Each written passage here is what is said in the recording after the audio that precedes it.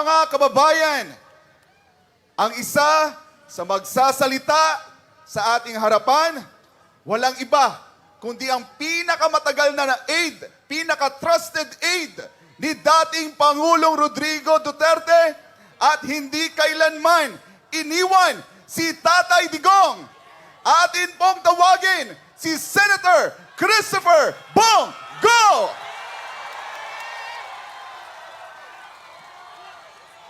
Magandang gabi po sa inyo lahat. Alam kong malungkot tayong lahat sa nangyari, no?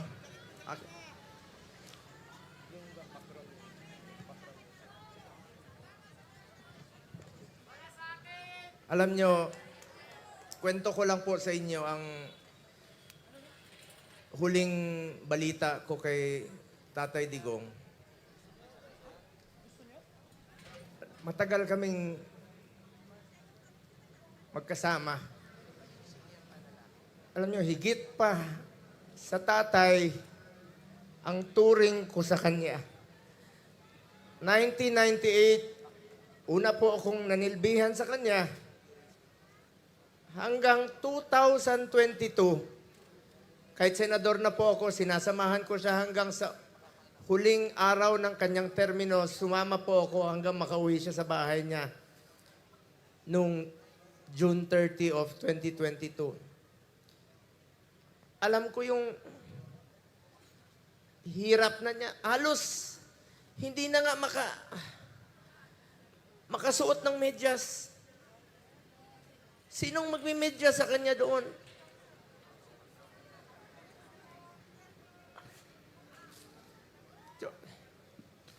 Yung sinabi ko sa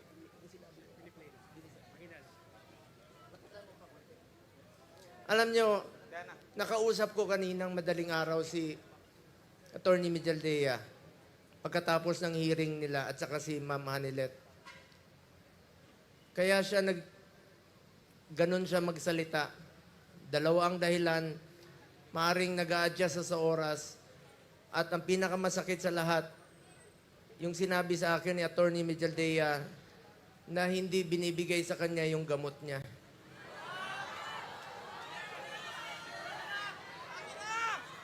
Alam niyo ba, hindi nga niya alam kung ano yung gamot na iniinom niya, binibigay sa kanya ng nurse niya.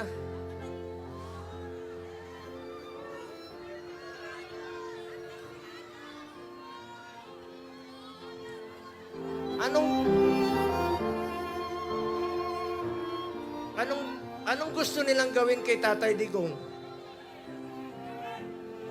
Kung kaya nilang ipadala si Tatay Digong doon, gawan nyo ng paraan paano siya ibalik dito.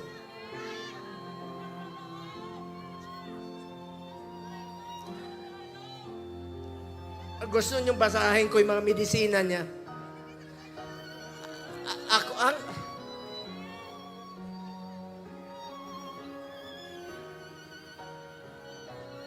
Minsan nagtitwitch yung kamay niya, sabi ni Bingbong kahapon.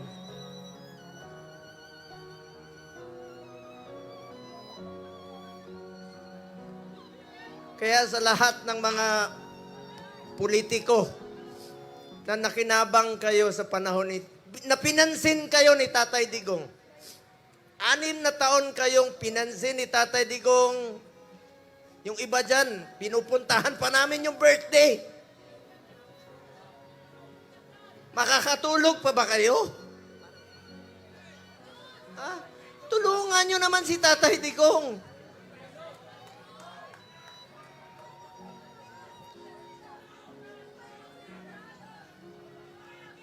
Alam nyo, hindi naman tatakas si Tatay Digong.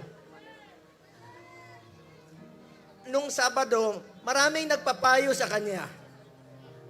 Kami, sinabihan namin, Tatay Digong, pagpaliban mo muna. Pagpaliban mo muna yung pagpapauwi mo rito. Alam ni Ma'am Hanilet yun, alam ni Iyes yun, alam na mga kasama niya. Dahil meron na pong threat sa kalusugan niya, sa buhay niya. Hindi natin alam eh. Pero mas pinili niyang umuwi at harapin. Ibig sabihin nun, hindi tataka si Tatay Digong. Hindi tatakbo si Tatay Digong na hindi lang niya kayang tumakbo. Nakasungkod. Kaya pa ba niyang tumakbo? Mga politiko, nananawagan ako sa inyo. Pinansin namin kayo sa 6 na taon, hindi namin kayo pinabayaan. Tulungan niyo naman si Tatay Digong. Tulungan niyo naman. Nangungulila lahat. Alam niyo, hindi, pagdating niya, ako mismo, meron na akong pass para sunduin kasama ko yung 3 doktor niya. Dahil schedule po siya magpa-check up sa Cardinal Santos. Pero, bagamat, since 2022, di na kami alam niyo, 1998 hanggang 2022, halos araw-araw kami magkasama. 360 days, out of 365 days, magkasama kami. Noong 2022, may trabaho na po ako bilang senador, hindi na ako nakakasama sa kanya. Pero hindi ko po pinapabayaan yung medical niya dahil yun po ang pinangako ko sa kanya hanggang sa pagtanda niya, hanggang sa kamatayan niya, hindi ko po siya iwanan. Lalong-lalo na po sa medical. Alam niyo, nakaraang 4 na buwan, monthly siya nagpapa-check up. Yung dinidrip po siya, you may check with the doctors. I-check niyo sa hospital. Sinasamahan ko siya doon, dinidrip siya para humaba ang kanyang buhay. Scheduled siya March 12. Pero ngayon, pati gamot ipagkakait. Sinong mananagot niyan pag may nangyari kay Tatay Digong?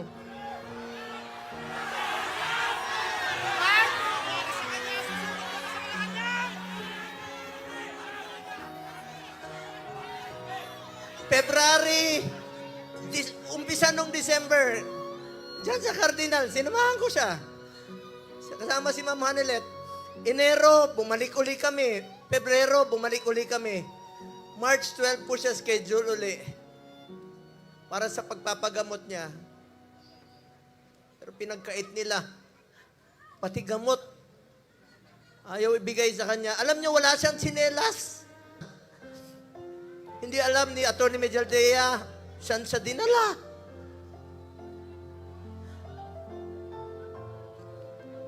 Alam ko nangungulila kayo, nakausap ko si Kitty kahapon.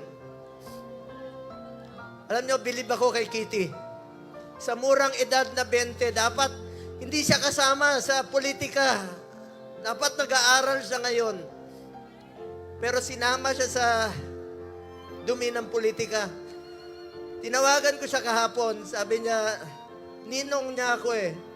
Sabi niya, Ninong Bong. Hindi ko mapigil ang umiyak. First time ko umiyak talaga.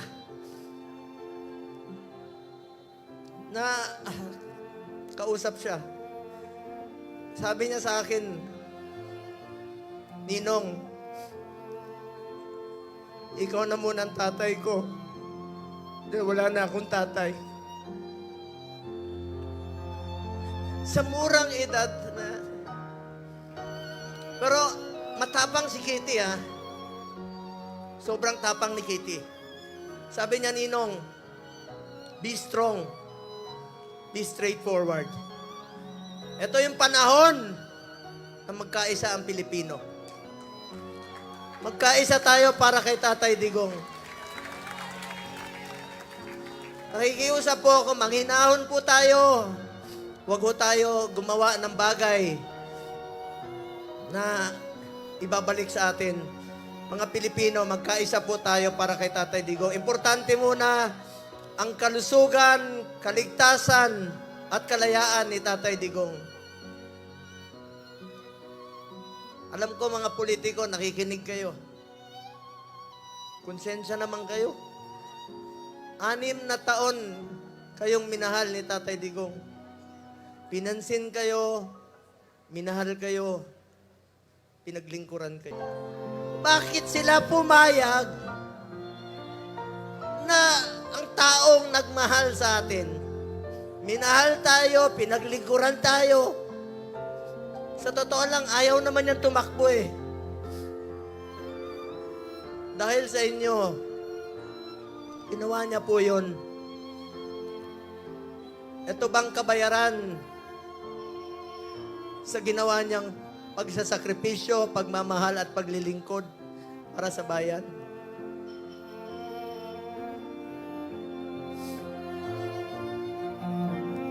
Nyo, mga kababayan ko, magtulungan tayo na ay balik si Tatay Digong dito. Alam ko nangungulila kayo. Alam ko maraming Pilipino halos hindi makatulog. Hindi tayo makatulog. Alam niyo, marami ako narinig. Yung iba, kahit hindi natin kasama sa politika, marami nagte-text sa akin, hindi nila matanggap na bakit hinayaan, payagan na magkaganon. Ikiusap po ako, alam ko nakikinig naman po kayo. Kung kaya niyong dalahin si Tatay Digong ng ganon kabilis, sana ibalik niyo po dito sa amin. Nangungulila po ang Pilipino.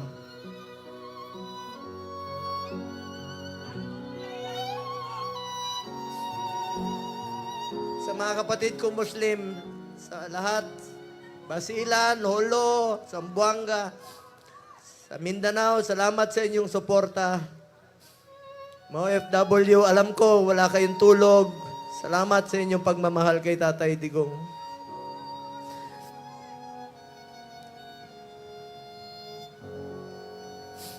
Mga taga-Bisayas, alam ko mahal na mahal niyo mga Bisaya.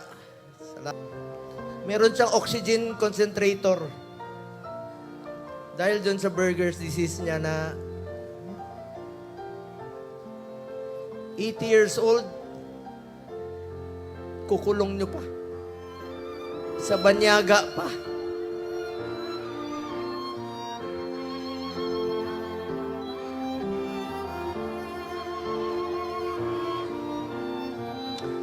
Alam niyo,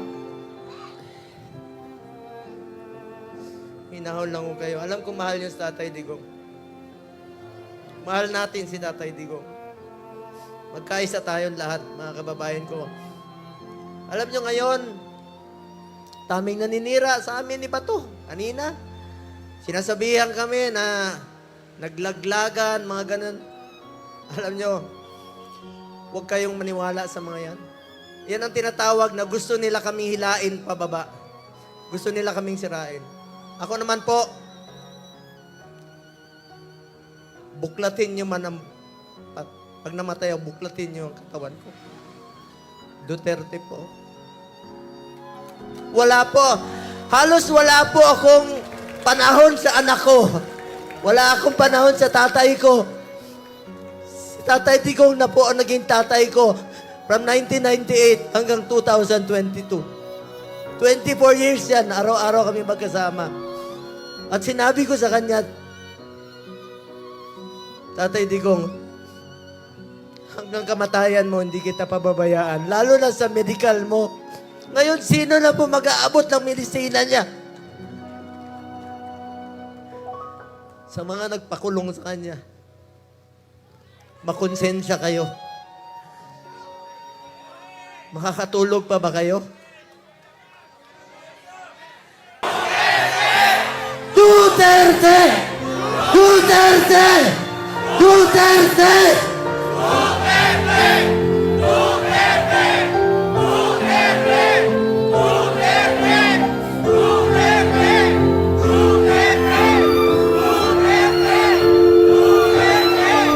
Sa mga kasamahan ko, sa mga kasamahan kong kandidato, magkaisa tayo, tulungan natin, Tatay Digong. Ang kapanalunan ninyo ay kapanalunan ng bawat Pilipino. At kapanalunan ng kalayaan ni Tatay Digong. Ito pong kantang ito, since 1998, ito ang paborito niyang kanta. Kantahin natin para kay Tatay Digong.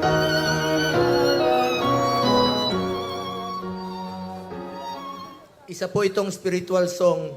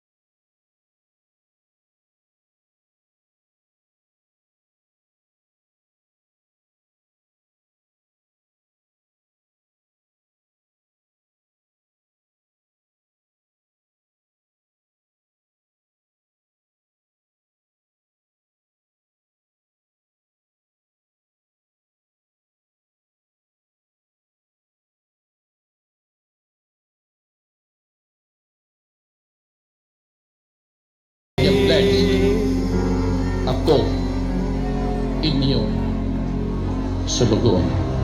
Duterte! Duterte! Duterte! Duterte! Duterte! Mga kababayan ko, ipagdasal rin natin ang ating Vice Presidente na si Inday Sara Duterte sa kanyang kaligtasan. Bring PRD home po. Pagdasal natin si Tatay Digong sa kanyang kaligtasan at kalusugan. Maraming salamat po sa inyo lahat, mga kababayan ko.